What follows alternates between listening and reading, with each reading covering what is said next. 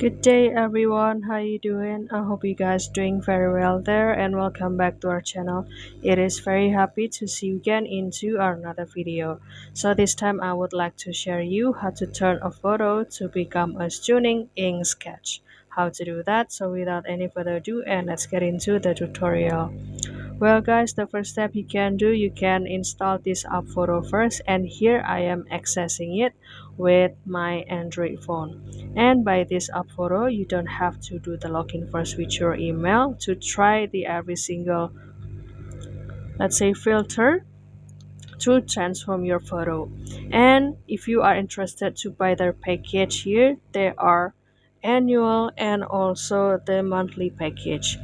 And also there is the 3 days of free trial, and if you are interested then you can continue to do the payment.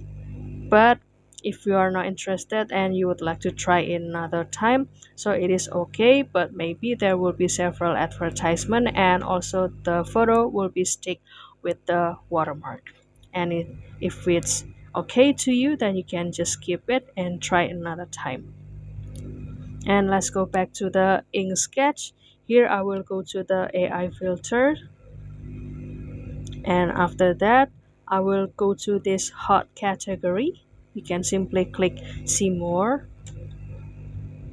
and after that you can scroll down and you will find this ink sketch, this one, and I will click it. And in this section you will have a chance to select a picture from your gallery, and after that I will choose this one for example. And by this section, you will see there are two options. If you would like to generate the picture without the advertisement and also no watermark, so you need to upgrade it into the pro version first.